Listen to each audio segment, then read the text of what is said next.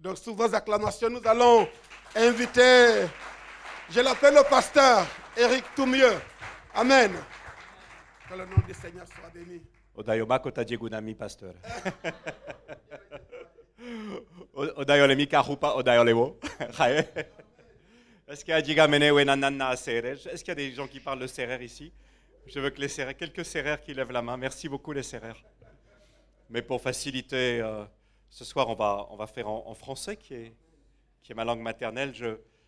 Je me réjouis de voir des visages que je connais ici, des visages des gens que j'aime et des gens qui, ça fait des années et des années que vous venez dans cette église, que vous êtes fidèles, que vous êtes des hommes et des femmes de Dieu. Les Anglais, ils ont une expression, ils disent « seasoned », assaisonné, mûr, avec du goût. Hein, Jésus disait que votre parole soit toujours accompagnée de sel, mais je vois beaucoup de gens dans cette église qui ont du sel en eux-mêmes. Amen. Et c'est à vous que je m'adresse. Tout au long de cette semaine, le Saint-Esprit me donnait comme des messages éparpillés par rapport au thème qui nous rassemble cette semaine. Et je suis très heureux que c'est seulement dans les dernières heures là, qu'il a rassemblé tout ce faisceau en un message qu'il a pour vous. Ce soir, ça va être une soirée importante pour quelques personnes parmi nous. Est-ce que vous vous réjouissez de ça? Moi aussi, je suis venu en toute simplicité parmi vous. Je viens de ma brousse. Serrère, j'ai encore un peu de terre accrochée à mes chaussures. On a une centaine d'espèces d'oiseaux à Beersheba, une centaine d'espèces d'arbres, plus de 100 000 arbres qui ont été plantés, régénérés. C'est un endroit, comme a dit Miniane, où le Seigneur fait éclater sa gloire par différentes choses, également par des conversions, par des délivrances. Maintenant, les gens des villages nous amènent directement les démoniaques qui ne vont même plus voir le marabout. C'est plus rapide. C'est plus rapide. Et les gens sont délivrés. Je vous invite vraiment à venir passer la journée avec nous, manger du bon couscous serrère, des plats qu'on ne mange plus au Sénégal, comme le ngourban, le nyeleng. Pasteur, combien d'années que tu n'as pas mangé le nyeleng? Chaque semaine, on mange ça, là-bas, à Beersheba.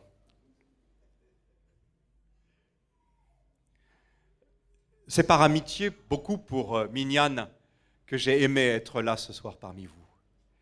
Et quand j'ai entendu le thème que vous avez choisi ensemble pour cette semaine de prière, mon cœur a fait un bond. Mon cœur a fait un bond. Combien de fois on ne m'invite pas pour des séminaires? Allez, la puissance de Dieu, le leadership. Frère Eric, tu as été à World Vision, viens nous parler du leadership, viens nous parler de ceci. Ça fait 20 ans que ma famille et moi-même, nous sommes missionnaires dans ce beau pays du Sénégal. Mais je vous le dis, ce n'est pas pour glorifier votre pasteur, mais c'est la première fois que j'entends parler d'une semaine entière qu'une église prend pour parler de la sanctification. Est-ce que vous pouvez vous applaudir vous-même? Je suis fier de vous.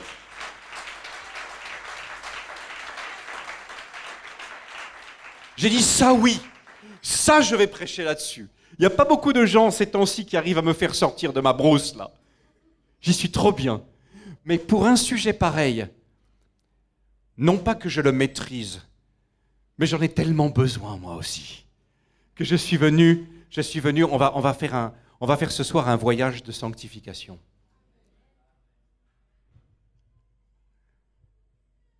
Je m'adresse en majorité à des hommes et des femmes qui connaissent le Seigneur et qui connaissent sa parole. Je voudrais voir quelques têtes faire comme ceci. Hein, il ne faut pas avoir honte de dire oui, j'ai fait des années avec le Seigneur, je connais sa parole, je connais les voies de Dieu. J'étais baptisé du Saint-Esprit, je suis un membre fidèle de cette église, je connais Dieu et sa parole. Et je suis ici ce soir parce que la sanctification, c'est un sujet qui est fondamental. Vous savez que la sanctification est plus importante que la puissance, n'est-ce pas?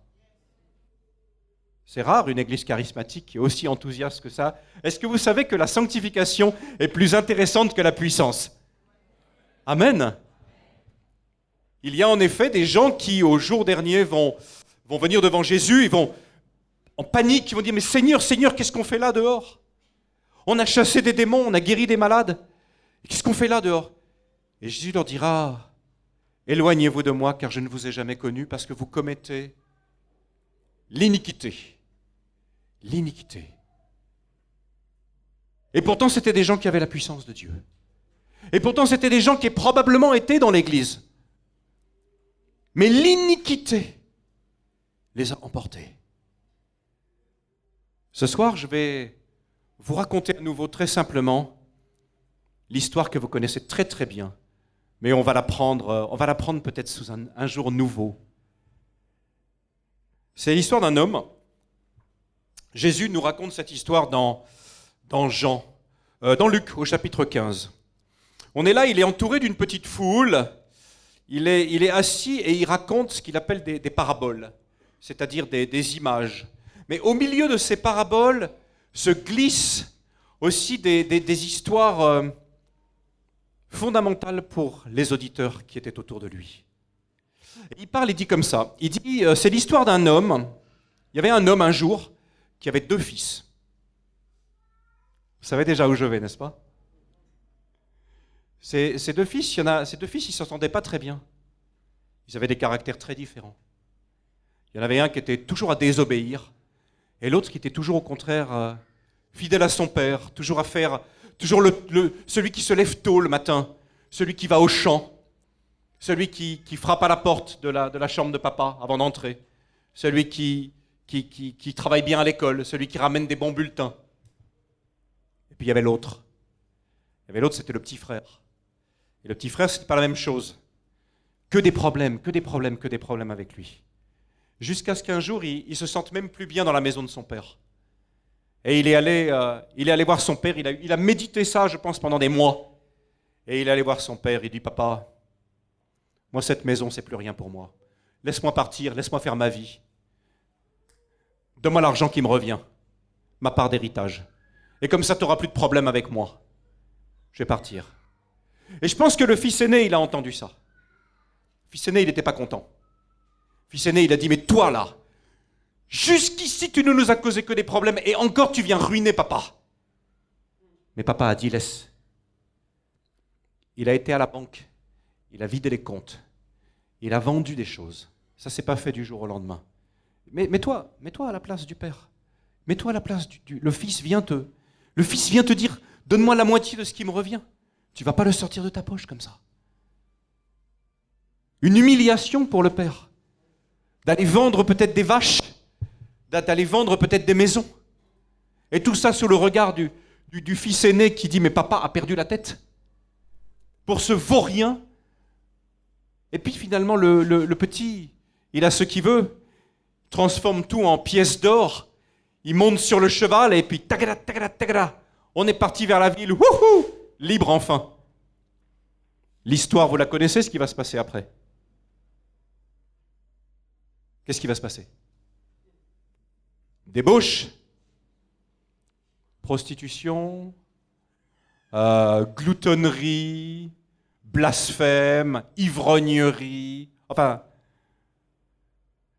toute la liste. Et puis un jour, il n'y a plus d'argent, il n'y a plus d'amis, il n'y a plus d'argent, plus d'amis. Les mauvais amis, il n'y a plus rien. Et soudain, au même moment, une famine envoyée par Dieu sur le pays, peut-être même juste pour lui. T'imagines, Dieu qui envoie une famine, peut-être juste pour lui. Et là, c'est la dégringolade. C'est la dégringolade. On vend la belle voiture. Enfin, à l'époque, c'était peut-être le beau cheval. On vend tout. On vend la montre. On vend... Et puis, il n'y a plus rien. Et puis, à la fin, on a faim. Alors, on va garder les cochons, les animaux impurs en Israël. On garde les cochons. On aimerait bien manger ce que les cochons mangent. Il aimerait bien, mais on ne lui donne même pas ce que les cochons mangent. En fait, il est en train de travailler comme un esclave. Et il a faim. Et un jour, dans sa tête, Il dit, mais qu'est-ce que je fais ici, moi? Ceux qui sont chez mon père, même les journaliers, les surgas, qui sont là chez mon père, qui gagnent 2000 francs par jour, là, sans le repas. Moi, je connais des projets en Beauce-Serrère, c'est comme ça. On te donne 2000 francs par jour, sans le repas. Qu'est-ce que tu vas faire avec ça? Mais il y en a qui font, ils n'ont rien d'autre. Ils n'ont rien d'autre. Alors il y va. Il prépare son discours. Il sait qu'il va être chassé probablement. Il sait, mais au moins il va tenter mais de toute façon, il va mourir. Il est en train de mourir. Il arrive chez le père, à la maison. Il a bien préparé son discours. Il se jette devant les pieds. Et il dit, Père, accepte-moi comme un de tes serviteurs. Je ne suis même pas digne d'être... Le père ne le laisse même pas finir sa phrase. Il l'a vu de loin, il a couru vers lui. Il a couru, lui, le maître de maison, l'homme riche, peut-être le chef du village. L'homme digne a couru vers son vaurien de fils. Sous le regard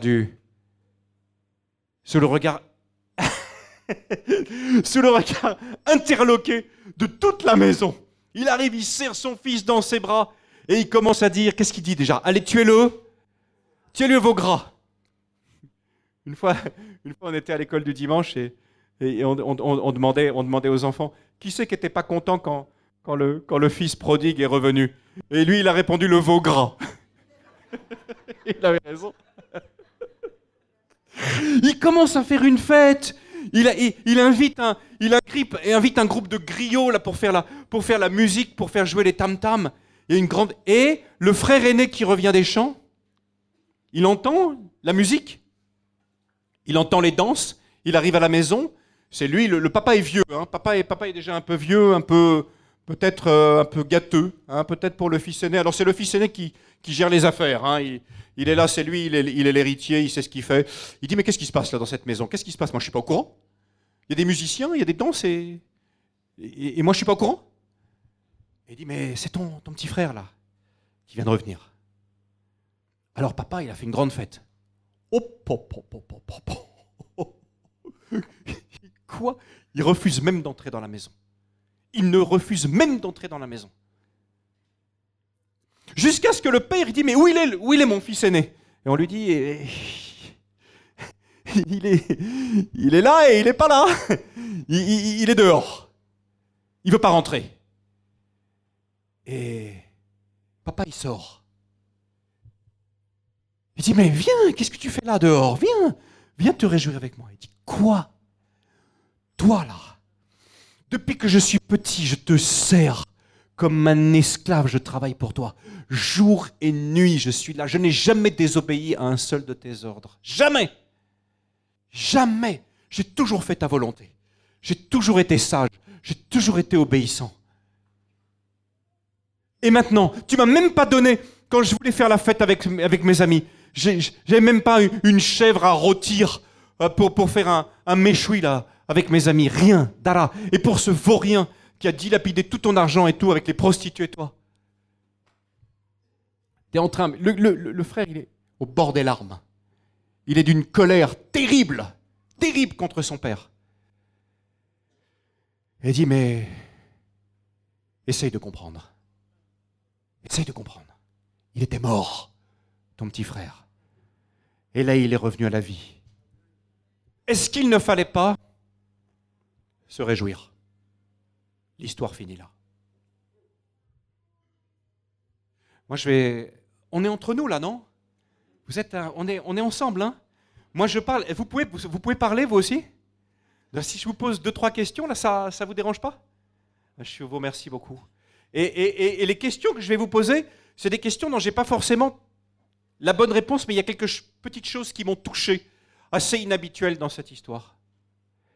Quel est, à votre avis, puisqu'on parle de sanctification cette semaine, quel est, à votre avis, le moment le plus saint dans cette histoire que vous connaissez bien? Il y a plusieurs... je pourrais donner 3-4 réponses, hein, donc je les voudrais, si c'est possible, de votre part. Pasteur, il va falloir donner l'exemple parce qu'ils vont pas parler, ils sont timides avec moi ce soir. Vas-y, mon frère. Je vais t'entendre et puis je vais dire ta réponse au micro.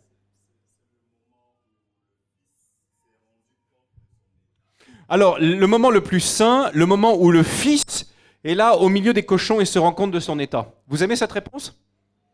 Mhm. Est-ce qu'il pourrait y en avoir un autre moment saint?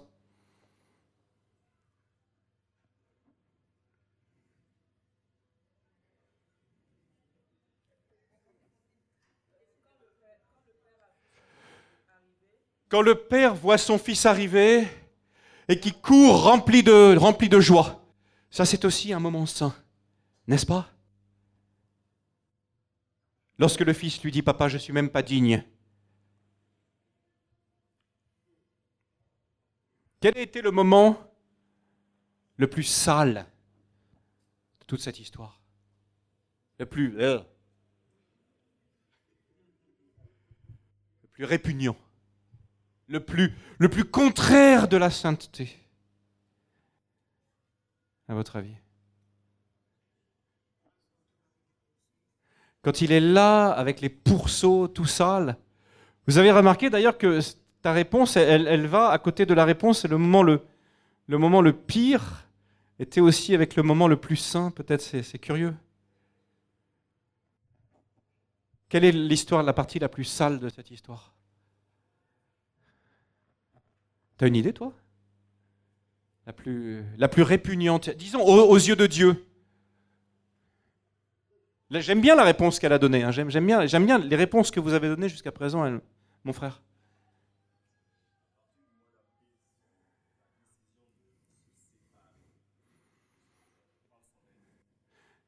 C'est-à-dire là, quand il est né dans son cœur, ce désir démoniaque quelque part de dire mais je vais quitter la maison de mon père. Oui, c'est un affreux moment. Et je vais vous proposer une autre réponse à laquelle on ne pense pas beaucoup.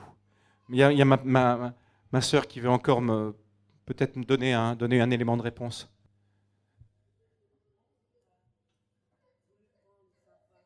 Voilà. Ça rejoint un petit peu ce que le frère disait, n'est-ce pas? Non seulement il prend sa décision de quitter, mais en plus il demande la part d'héritage du papa, n'est-ce pas? Comme si, quelque part, il disait, mais papa, tu me gênes? À la limite, si tu étais mort, ça m'arrangerait puisque je pourrais prendre l'héritage directement sans te le demander. Je vais vous proposer une autre réponse. Aux yeux de Dieu, je pense que le pire moment de toute cette histoire n'est pas quand le fils prend la décision de quitter, n'est pas quand le fils prend la décision de demander l'argent de l'héritage à son père, pas quand il va coucher avec des prostituées, pas quand il va se salir au milieu des cochons animaux impurs. Tout ça, c'est sale. Ça, c'est les péchés quelque part qui font notre quotidien, n'est-ce pas? C'est les péchés qui font notre quotidien, nous les êtres humains. Il y a plusieurs façons d'aller chez les cochons, il y a plusieurs façons d'aller chez les prostituées. Aujourd'hui, il n'y a plus besoin forcément d'aller coucher avec la prostituée. On peut coucher virtuellement avec les prostituées aujourd'hui. On peut aller sur Internet, on a des sites pornographiques. On peut, si je suis un beau gars dans l'église, un gars qui présente bien, qui m'habille bien, tiens, je peux séduire une chrétienne, par exemple. Tu vois, j'ai un esprit de prostitution qui m'habite. Je peux faire plein de choses. Tous ces péchés sales, là qu'on voit, les cochons, prostituées, l'argent, ça nous ressemble. Ça nous ressemble beaucoup. Mais il y a quelque chose de pire. Et curieusement, ce n'est pas chez le frère cadet qu'on le trouve, c'est chez le frère aîné. Vous savez, ça c'est une théorie très très personnelle. Dès que je serai au ciel, je vérifierai avec Jésus, je ne suis pas sûr. Mais j'ai l'impression très forte. Vous savez, c'est une histoire bizarre parce que c'est une histoire qui se termine par une question. Il y a très peu d'histoires dans la Bible qui se terminent par une question. Il y en a une, c'est le livre de Jonas, où il dit « Ne fallait-il pas venir au secours de cette ville dans laquelle se trouve un grand nombre d'hommes et de femmes qui ne savent pas discerner leur gauche et leur droite? Ne fallait-il pas ?» Et la deuxième fois, c'est avec cette histoire du fils prodigue. Ne fallait-il pas se réjouir alors que ton frère est là? Mon impression, et ce qui est curieux, c'est que le frère aidé ne donne aucune réponse. Je pense qu'il a quitté la maison. de rage, de colère. Je pense qu'il a suivi quelque part le chemin de son petit frère aussi. Parce qu'il faut que tous, quelque part, soient passés par la rébellion afin de connaître la grâce du Père. Et lui a dû réaliser que profondément, il était encore plus rebelle que son petit frère. Et que son petit frère connaissait mieux le Père que lui, puisqu'il a saisi la chance. Il a saisi la chance d'aller chez son Père en sachant qu'il avait une petite chance là, peut-être d'être pardonné. Alors que le fils aîné ne connaît pas son Père. Pas du tout. Il le sert avec une mentalité d'esclave, avec un sens du devoir qui est en fait celui des pharisiens. Il n'y a rien qui a déplu davantage à Jésus-Christ que ces pharisiens, qui étaient finalement, qui auraient dû être les plus grands amis de Jésus parce qu'ils cherchaient Dieu. Ils cherchaient Dieu dans la loi, ils cherchaient la fidélité, et finalement ils ont été ses plus grands ennemis. La pire chose de cette histoire, c'est les sentiments qui sont chez le frère aîné. Alors j'ai dit tout à l'heure que... Et je suis d'accord avec ce que tu as dit, mon frère, la première fois, pour te dire. Je pense que le moment le plus saint se passe exactement, comme tu as dit, au moment le plus sale. Au moment où il est avec les pourceaux, au milieu, il est dans la saleté. C'est à ce moment-là que le moment le plus saint de cette histoire arrive. C'est la repentance. Je veux que tu juste prends quelques secondes pour te souvenir de ta propre histoire. Prends quelques secondes maintenant. Refais remonter les souvenirs dans ton cœur. Refais remonter le souvenir de ces premiers jours, quand tu as été éclairé par le Saint-Esprit. Ces premiers jours où tu as aimé Jésus plus que ta vie. Ces premiers jours où tu pouvais tout perdre, mais il fallait que tu sois avec lui. Ces premiers jours où la parole de Dieu était comme un frigo rempli de bonnes choses pour toi. Tu ne pouvais pas t'arrêter d'aller ouvrir et manger, Où la communion fraternelle était belle et précieuse pour toi. Ces premiers jours où tu avais l'impression que Dieu marchait sans cesse à tes côtés. Ces premiers jours où tu te sentais tellement sale. Tellement sale.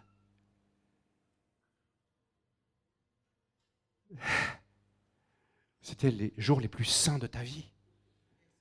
Toi, tu avais l'impression que c'était les jours les plus bas de ta vie, les plus indignes de ta vie. Et Dieu les regardait comme les jours les plus saints. Et la preuve, c'est que le ciel éclatait en cris de joie. Car il y a plus de joie pour un frère aîné, un frère cadet qui se repent que 99 frères aînés bien tranquilles, alignés à la maison, en train de faire la volonté du Père, extérieurement, alors qu'au fond de leur cœur, ils sont mangés par la religiosité, par l'amertume. Ce sont les frères aînés.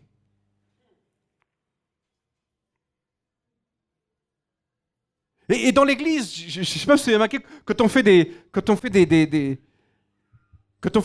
sermons sur la repentance et tout, c'est toujours le frère cadet. C'est toujours le petit frère qui y passe. Mais on parle moins du grand frère. Et pourtant, c'est lui qui est le plus loin du Père. Ce soir, vous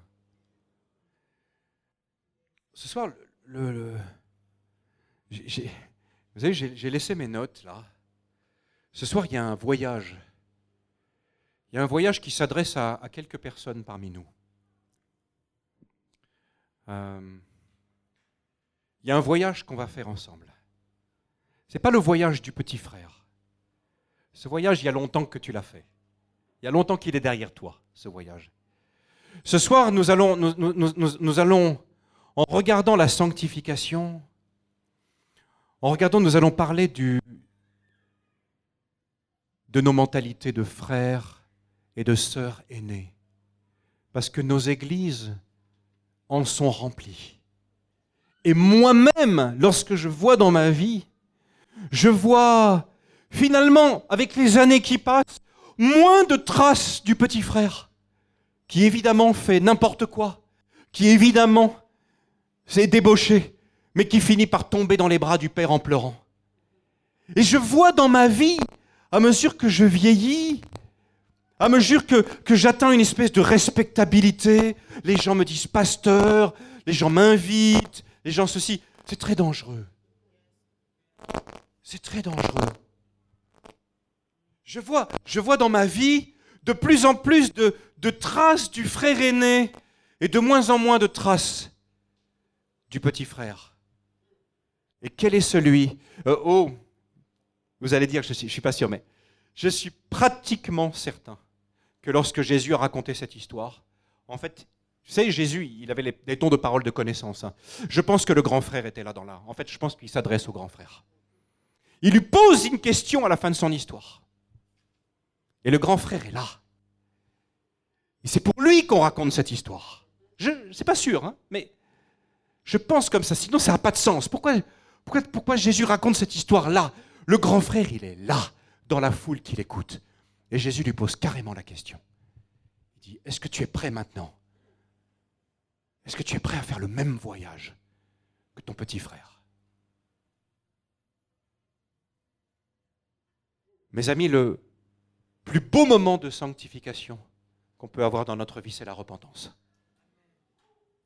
Et ce qui m'attriste, c'est que dans l'Église, nous avons l'impression que la repentance, c'est quelque chose qu'on a fait une fois dans sa vie, puis après, il n'y a plus besoin puisque maintenant, on marche avec le Seigneur. Mes amis, la repentance, c'est quelque chose dont j'ai besoin à chaque instant.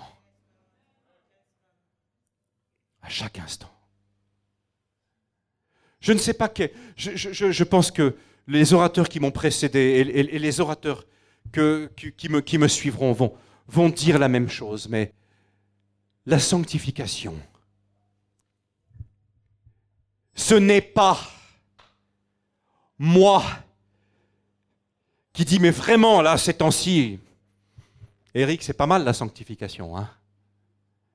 La sanctification, ce n'est pas moi qui dis, mais tiens, aujourd'hui, j'ai pas regardé de site à connotation sexuelle sur Internet. Je suis en train de me sanctifier, tiens. Tiens, aujourd'hui, j'ai moins bu que les autres jours. Tiens, je suis en train de me sanctifier. Seigneur, tu es content avec moi, n'est-ce pas? Jamais. Jamais. Ce n'est pas ça, la sanctification.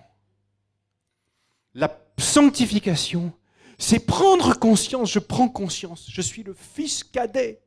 Je suis là au milieu de mes cochons. Je suis là, je suis sale. Et je prends conscience que sans Jésus, j'y arriverai pas. Et je prends conscience que j'ai un voyage de retour à faire.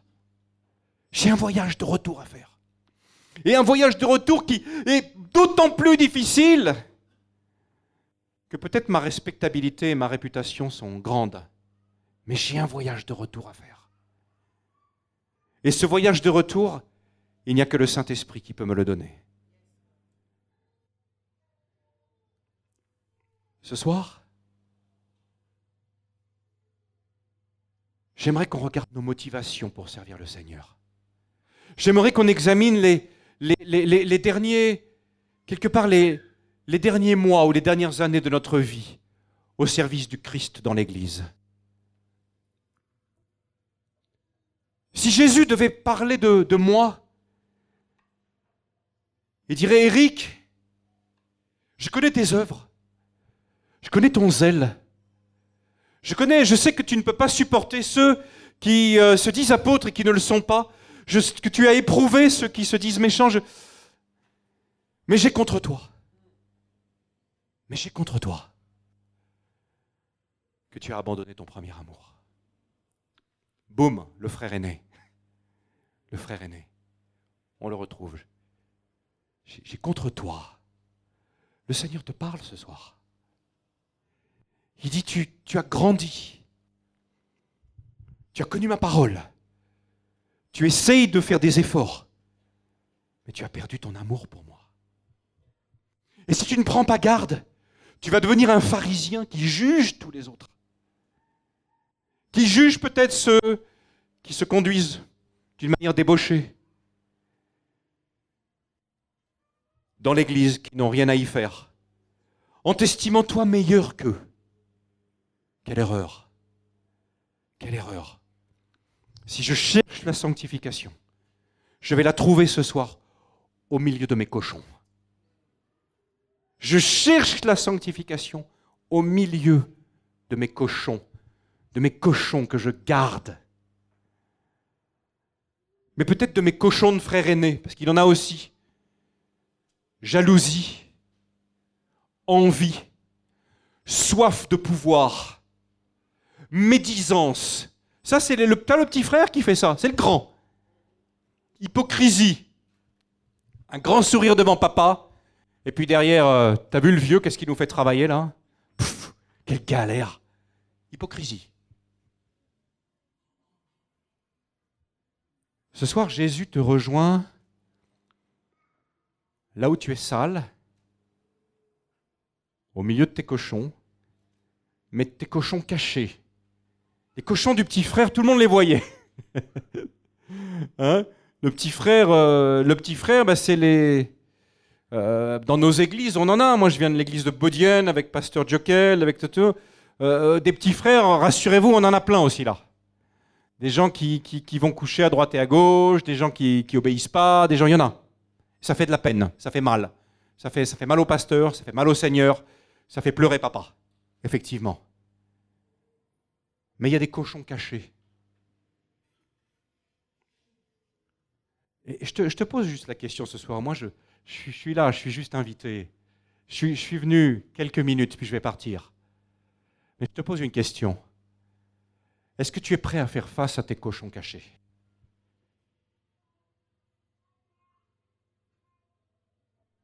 Qu'est-ce que finalement, pourquoi tu es ici dans l'Église? Quelles sont tes motivations profondes? Moi, je viens dans l'Église parce que, ça c'est le cœur vraiment qui parle. Moi, je viens dans l'Église parce que je veux que Dieu me bénisse. Moi, je viens dans l'Église parce que je veux une bénédiction pour réussir mes études. Moi, je viens dans l'Église pour chercher une femme. Alors, tout le culte, pendant que les gens ils chantent Jésus, moi, je regarde quelles sont les jolies filles de l'assemblée, là. Non? C'est pas ça? J'ai tellement fait ça. J'ai tellement fait ça. Pourquoi j'allais à l'église? Pourquoi j'allais à l'église? J'allais à l'église parce que je cherchais, il y avait les chrétiennes, elles étaient jolies, elles étaient propres, elles étaient top. Moi, ça m'intéressait. Qu'est-ce que j'ai fait souffrir le cœur de Dieu? Mes cochons cachés, c'est la soif de pouvoir. C'est que dès que je commence à grandir dans le ministère, dès que je commence et que je vois des petits jeunes remplis de l'onction de Dieu, là, tout comme ça, au lieu de les encourager, je les écrase. Au lieu de les encourager, je suis jaloux. Mais bien sûr, je le fais d'une manière cachée, personne ne le voit. Personne ne le voit. Mais Dieu le voit. Et ça brise son cœur.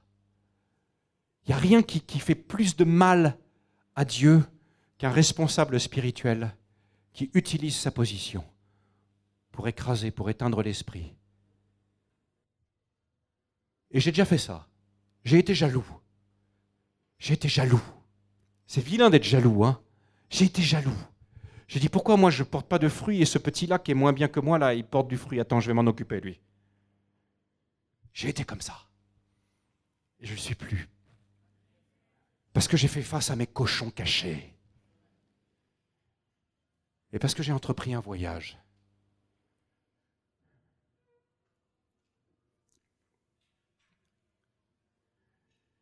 Qui désire parmi vous connaître davantage la puissance de Dieu? Ok? Plus? Ouais? On peut lever les mains, il n'y a aucun piège. Hein, il n'y a aucun piège. Moi, regardez, c'est moi qui ai la main la plus haut levée. J'aime la puissance de Dieu. J'aime la puissance de Dieu. Le message que j'ai ce soir aussi, c'est de te dire que la puissance de Dieu est complètement liée à ta sanctification.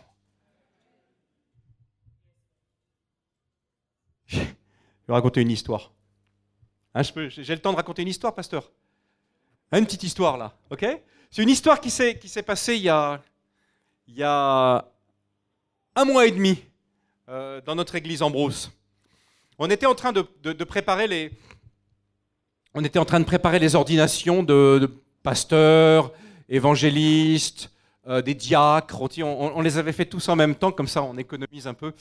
Et comme ça toutes les familles viennent une fois. Et on avait beaucoup de monde. Hein, et on était en train à l'avance, on était plusieurs mois à l'avance, il y avait certains frères pour lesquels c'est très clair.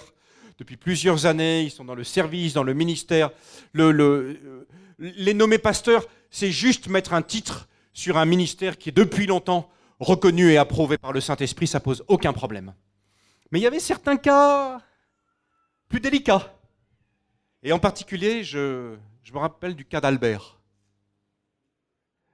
Albert était peut-être parmi toute l'équipe de ces futurs pasteurs, de ces candidats, était peut-être l'homme le plus sanctifié. C'est-à-dire un homme humble, un homme qui sait demander pardon, un homme qui ne se met jamais en avant, serviable, un homme absolument merveilleux, un homme dans lequel je n'ai jamais trouvé de faute, hein, qui était un homme doux, sans aucune fierté. Un type, mais formidable, un serviteur de Dieu, ouais. Mais, dans son village, là où il animait la cellule de maison, la cellule ne grandissait pas, ou très peu. Des années, et ça ne grandit pas. C'est pas comme l'église du Temple des Nations, dites donc. 2 cultes maintenant. Mais bravo, mais merci Seigneur. On a des évangélistes dans l'église là. Merci Seigneur. Mais lui, le frère, c'était pas pareil. Il était, et alors on discutait, est-ce qu'on va parce qu'il faut quand même, dans le ministère, vous êtes d'accord? Il faut les fruits. Et puis, du point de vue charismatique, c'était pas celui qu'on allait forcément chercher pour faire des délivrances, pour guérir des malades. Mais le frère, il connaissait bien la parole. Mais sur le plan charismatique, il est... et pour nous, dans l'Église, l'aspect charismatique du ministère est vraiment fondamental, vraiment important. Non, et c'était, bon, un peu, mais pas beaucoup. Alors, on se posait la question. Et pendant qu'on était en train de se poser la question, voilà ce qui s'est passé. Ce frère, Albert, a un frère aîné qui s'appelle, le nom va me revenir, mais c'est pas grave, et qui était marabout dans le village. Un homme méchant, un homme qui a beaucoup persécuté Albert, qui ne supportait pas qu'Albert déjà soit chrétien, qui ne supportait pas en plus qu'il devienne un serviteur de Dieu. Donc il lui mettait des bâtons dans les roues à chaque occasion. Et comme c'était le frère aîné, tu connais la tradition sérère, c'est vraiment très très difficile de vivre à côté de ton frère aîné quand ton frère aîné ne t'aime pas. Et c'était la situation de Albert, mais lui il aimait son grand frère. Et un jour le grand frère, c'était il y a à peu près 2 mois, est tombé malade, très très malade. Il était alité dans sa case. C'est un village éloigné, on ne va pas apporter les gens à l'hôpital pour un oui, pour un non, là-bas. C'est vraiment la brousse. Et le frère est tombé dans le coma. Le frère aîné tombe dans le coma. Mauvais, on ne sait pas quoi faire. Il est, comme d'habitude, il y a les mamans qui veillent à côté de lui, hein, avec une serviette, on met un peu sur le front, on ne sait pas quoi faire. On ne sait pas quoi faire. Le frère est dans le coma. Et à un moment, il était depuis 2 ou 3 jours dans le coma, et à un moment, les gens qui étaient autour de lui voient son corps se raidir comme ça, et sa respiration s'arrêtait. C'était fini. Alors tout de suite, grand bruit dans le village. Je ne sais pas si vous avez déjà été au village, au Sénégal, quand il y a un décès dans le village, mais ça brise le cœur. Les gens crient, hurlent, surtout que le frère était un notable, hein, du village. Et Albert était à l'autre bout du village et entend les cris. Il a couru. Il est arrivé jusqu'à la case de son frère. Il a ouvert la porte. Il a vu son frère allongé, mort, sur le lit, les gens en train de crier autour. Il a dit, au nom de Jésus. Il a juste dit, au nom de Jésus. Le frère s'est levé comme ça, boum, sur son lit. Oh, un truc. Mais la commotion était énorme, surtout que le frère s'est redressé, mais avec un visage paniqué. Il a dit devant tout le monde, j'étais mort. Vous imaginez le bruit? Il dit, j'étais mort. Tout le monde crie, les gens s'enfuient, sortent de la case. Tu sais, chez les serrés, il y a le ronfaf, quoi. Hein, le ronfaf, le revenant, là. Est-ce que c'est pas un revenant, un truc comme ça? Il dit, j'étais mort. Quand tout le monde s'est calmé, il a pris son frère par le bras, comme ça, il lui dit, c'est vous les chrétiens qui avez raison, c'est vous qui avez raison, les chrétiens. Il dit, mais qu'est-ce que tu as vu? Il dit, je ne te dirai pas ce que j'ai vu, c'est vous qui avez raison. Je pense qu'il a dû voir des choses pas très agréables.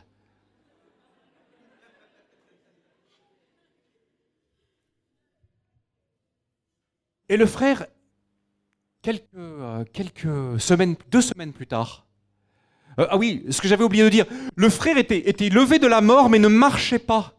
Il avait dû avoir un AVC ou quelque chose comme ça, et il était paralysé, il ne marchait pas. Quelques semaines plus tard, notre église en France envoie des jeunes pour faire un petit voyage missionnaire. Vous savez, vous en avez des voyages missionnaires, des jeunes Américains ou Français qui viennent. Et puis le pasteur de jeunesse, Thibaut, avait décidé d'un programme assez particulier, assez difficile, de les envoyer 2 par 2 dans les villages où on avait des responsables pour leur faire dormir 2 jours dans le village, apprendre la brousse céraire et prier pour les malades là-bas et se rendre utiles spirituellement. Et voilà que nos 2 jeunes filles, qui s'appelaient Shannon et Océane, 18-19 ans, se retrouvent dans le village de Ndofane, en compagnie de Albert, et Albert leur fait visiter un petit peu les différentes cases du village, il salue les gens, il prie pour les malades. On arrive à la case du frère. Ils entrent, ils discutent, et à un moment, il y a une des 2 jeunes filles qui parle directement au frère avec « Mais dis donc, mais toi là, après tout ce qui t'est arrivé, t'es chrétien maintenant, non ?» Et lui, il dit « Non. »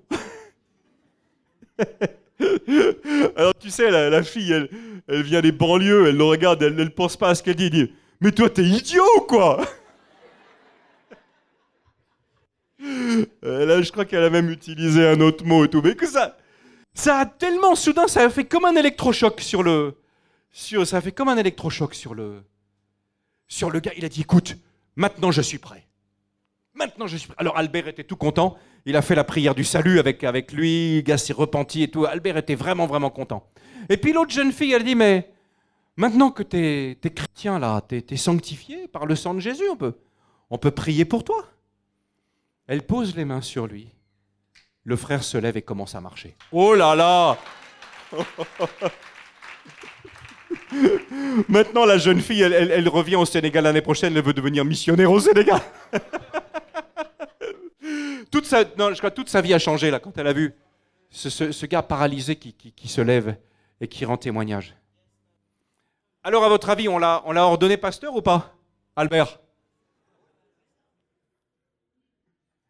Maintenant, essaye de comprendre qu'est-ce qui s'est passé dans cette histoire.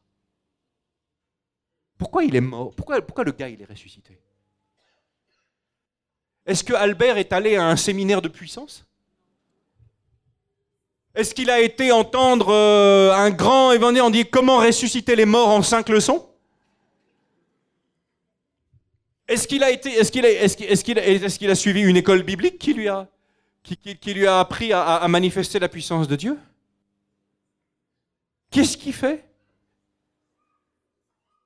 qu'un homme qui dit juste au nom de Jésus, mais qu'est-ce qu'on ne dit pas au nom de Jésus, n'est-ce pas?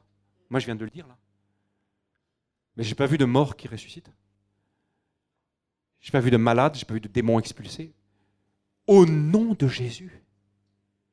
Mais qu'est-ce qu'on dit ça? Nous, les chrétiens, mais on tarde. Au nom de Jésus, tu sors, au nom de Jésus, tu es guéri, au nom de Jésus, au nom de Jésus. Et lui, au nom de Jésus, le mort sort. Quand il y avait une femme qui voulait toucher Jésus, Elle s'approchait par derrière. Tu connais cette histoire? Elle touche le vêtement de Jésus. Et qu'est-ce que dit Jésus après? Il y a une force qui est sortie de moi. D'où venait cette force? Elle venait du fait que Jésus était saint. Elle venait du fait que Jésus était oint du Saint-Esprit. Le saint et le oint réunis dans la même personne. Alléluia. Le saint et le oint réunis dans la même personne faisait qu'il n'avait même pas besoin de prononcer une parole. La force de l'Esprit de Dieu sortait directement, chassait les démons, guérissait les malades. Le frère, au nom de Jésus, je te dis, cherchons la sanctification. Cherchons la sanctification.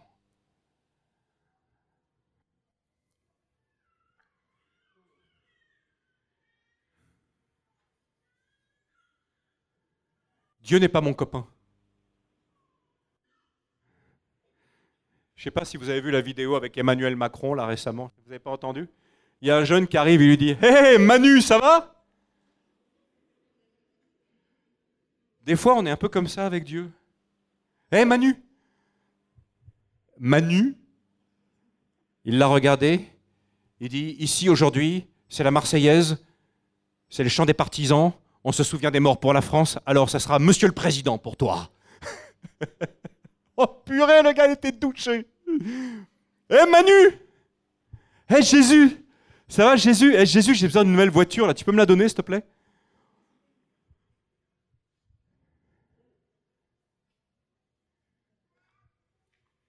Jésus, mais Jésus n'est pas mon copain, mon distributeur d'onction, celui qui répond à tous mes caprices et à toutes mes prières. Il est Dieu. Il est Dieu. Il est mon Dieu. Vous savez que quand Jésus était sur terre, sa gloire était voilée. Sinon, qu'est-ce qui serait passé? Qu'est-ce qui serait passé? Imagine que le Fils de Dieu descend sur terre et en gloire. Qu'est-ce qui serait passé? Mais tout le monde serait mort autour. Personne ne peut voir Dieu et vivre. Vous savez, il y a quelque chose que nous, les chrétiens, on ne réalise pas, que je ne réalise pas, mais je ne réalise pas. Le même Saint-Esprit qui me donne la victoire, le même Saint-Esprit qui expulse les démons et qui guérit les malades, le même, il peut me tuer. L'Arche d'Alliance, elle donne la victoire à Israël. Mais si tu la traites comme un char à bœuf, comme Ouza, et que tu veux la pousser là pour qu'elle ne tombe pas, tu es foudroyé sur place. Ananias et Saphira sont rentrés dans l'église un jour comme ça, avec un... Ah, dit tiens, on va aller au culte aujourd'hui. Wouhou! Ouais, tu dis pas combien on a vendu le champ en fait, hein, parce que faut qu'on fasse comme les autres là, parce que tout le monde est en train de vendre ses champs, puis nous on a une position dans l'église, puis des champs on en a pas mal. Ouais, mais on a besoin aussi d'argent. Écoute, au lieu de dire qu'on a vendu le champ pour 20 millions, on va dire qu'on l'a vendu 10, ok? Ouais.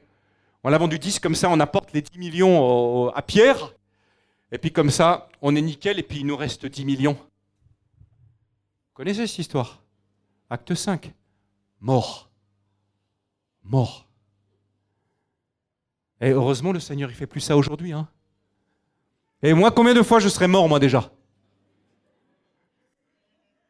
Ah, vous ne me croyez pas? Hi, vous ne me connaissez pas? Combien de fois je serais mort? Et puis le pasteur, après, t'imagines le pasteur? T'as les autorités de la ville qui arrivent. Alors, combien de morts aujourd'hui dans l'église?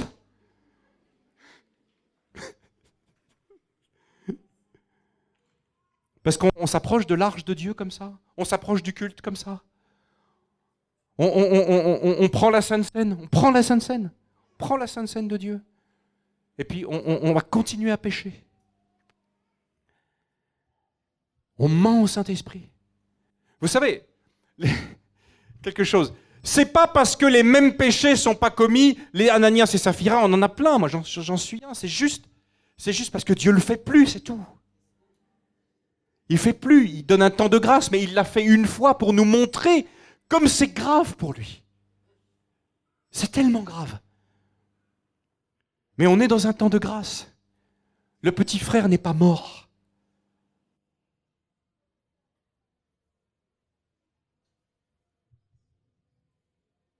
Ce soir, je vais demander au Saint-Esprit de venir nous toucher, de venir nous parler. Si même après les musiciens peuvent venir me rejoindre et peut-être jouer une musique douce d'adoration, parce que vous vous souvenez, le prophète Élisée, quand il voulait que l'Esprit parle, il avait demandé à un musicien de venir faire un peu de harpe. Et parfois la repentance n'est pas facile. Merci mon frère.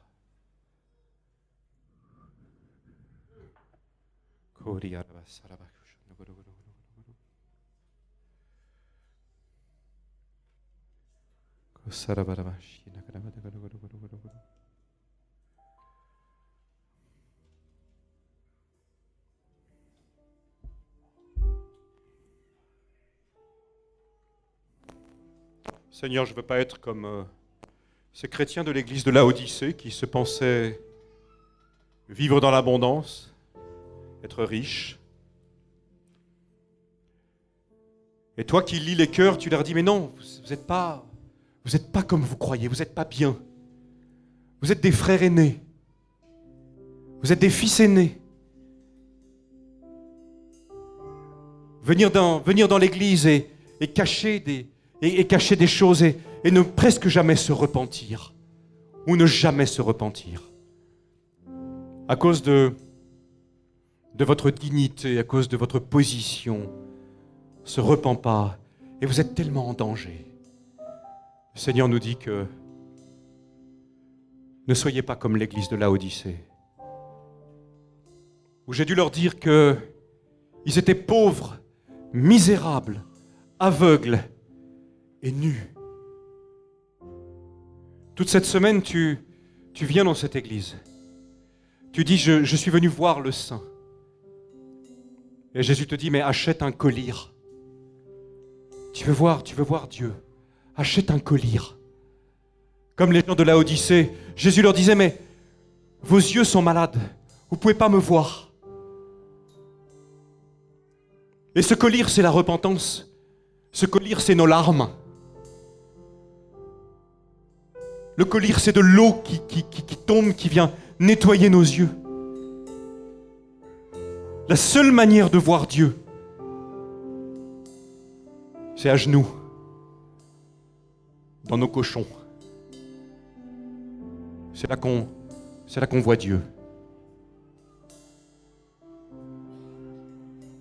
Jean a vu Jésus. Il a passé 3 ans avec lui. Il a été dans l'intimité avec lui jusqu'à mettre la tête sur sa poitrine. Et quelques années plus tard, lorsque Jésus se révèle à lui, dans sa gloire, il n'est plus question de tout cela. Mais Jean est par terre. Jean est par terre. Il est par terre parce que il sait que s'il lève la tête, il va être foudroyé par la présence de Dieu. Et pourtant Jésus lui dit, c'est moi le même Jésus avec lequel tu as marché sur terre. Mais tu me vois dans ma gloire. Ésaïe a vu Dieu. Il a vu Dieu dans sa gloire. Mais à peine a-t-il eu cette vision qu'il a tombé par terre dans ses propres cochons et qu'il a dit, oh là là, je vais mourir. J'ai vu le Saint. Je suis fini. Et en réalité, c'est cette attitude de cœur qui lui a permis de voir Dieu. C'est cette attitude de cœur qui lui a permis de trouver grâce. Papa, ce soir, nous cherchons ta grâce. Tu es celui qui nous a adoptés dans ta famille, notre tendre Père. Mais ce soir, nous nous souvenons aussi que tu es un feu dévorant. Car la Bible dit que notre Dieu est aussi un Dieu dévorant. Et que si nous n'entrons pas dans cette sanctification qui est la repentance, nous ne verrons pas Dieu. Heureux ceux qui ont le cœur pur, car ils verront Dieu. Ce soir, papa, je veux te voir tel que tu es, de façon nouvelle. Je te demande pardon. Ça fait des années que tu es ici. Tu es devenu sec. À cause de l'image que tu donnes de toi, d'être une femme pleine de dignité, mais en réalité, tu sais que tu as besoin de venir devant Dieu à genoux et de lui dire, j'ai besoin de ta grâce. Je suis comme tout le monde. Je suis au milieu des cochons.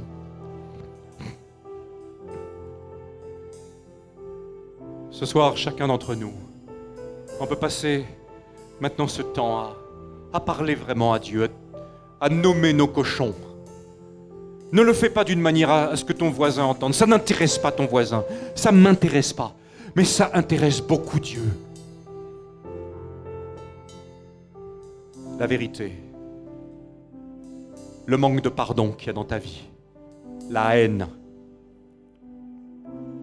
le péché qu'a fait ta sœur que tu n'as jamais pardonné. Tu dis, je ne peux pas pardonner ça. Ou alors tu dis que tu as pardonné, mais tu n'as pas vraiment pardonné. Tu continues à traiter ta sœur comme une paria, comme une moins que rien. Tu l'accueilles même pas dans ta maison. Et tu dis que tu lui as pardonné. C'est pas vrai. Saint-Esprit, viens exposer mes hypocrisies, mes religiosités, où je fais semblant. Comme dit Paul à Timothée dans la fin des temps, il y aura beaucoup de gens dans l'Église qui garderont la forme extérieure de la piété. Des gens qui lèveront les mains, qui diront Alléluia, qui diront même « Oh, pardon Seigneur », mais au fond de leur cœur.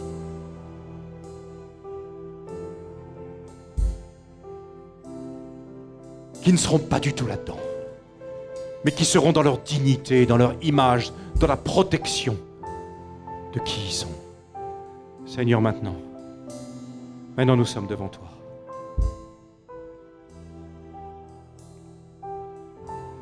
Assis, à genoux, sommes devant toi. Nous, les frères aînés. Oh papa, tu vois. Pardonne-moi.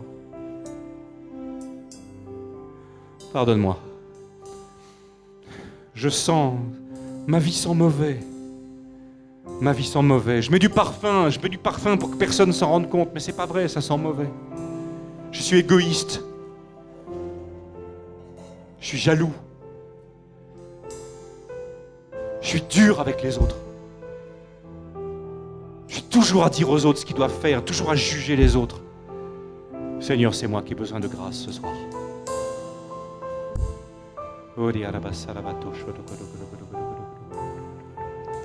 Viens, Saint-Esprit, toi qui es celui qui nous convainc, fais que nous puissions commencer ce voyage de retour du Fils aîné. Nous allons nous approcher de la montagne de Dieu. Nous venons. Seigneur, nous venons parce que tu nous accueilles là-bas. Tu nous pardonnes ce soir. Je franchis une étape. Je ne reviendrai plus jamais en arrière. Par ta grâce, sanctifie-moi maintenant. Je vais sur cette montagne. Je vais trouver Dieu sur cette montagne. Et je vais me trouver moi-même assis dans les lieux célestes avec Jésus-Christ. Moi qui suis lavé, moi qui suis sanctifié, moi qui suis entièrement pardonné par le sang de Jésus, moi qui suis saint. Car ma position en tant que fils du Très-Haut est d'être une position de sainteté. Tu m'as sanctifié. Je suis saint, je suis assis dans les lieux célestes avec toi. Et je viens me salir ici. Seigneur, je retrouve ma position. Ce soir, je retrouve ma position. Non pas une sainteté factice, une sainteté au regard des autres, une sainteté qui amène le pasteur à dire « Oh oui, cette sœur, elle est très bien. Oh, ce frère, il est formidable. » Et ce frère, il n'est pas formidable. Ce frère, il est rempli de mauvais désirs. Il est méchant. Il est dur avec ses enfants. Il est cupide. Pardon.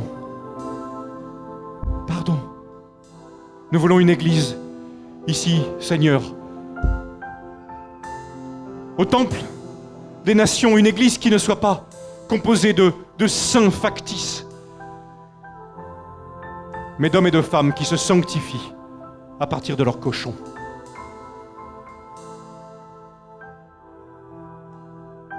Merci Saint-Esprit. Merci Saint-Esprit.